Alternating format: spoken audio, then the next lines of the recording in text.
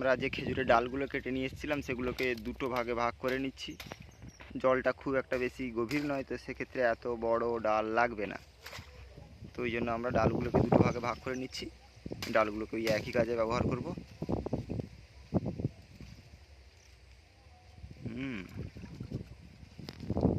ডালগুলো যদিও ওপরে কেটে তারপরে নিচে নামলে সুবিধে হতো, তো আমরা সেটা ভুলেই গেছিলাম। ওই জন্য নিচে নেমে ওগুলোকে আবার দুটো ভাগে ভাগ করে। আর বন্ধু, এখানে যে সমস্ত মাছগুলো আছে এগুলো কোনোই মাছই আমরা ছাড়িনি, মানে বাইরে থেকে এনে ছাড়িনি। এগুলো সমস্ত প্রাকৃতিক, এগুলো সমস্ত প্রাকৃতিক মাছই।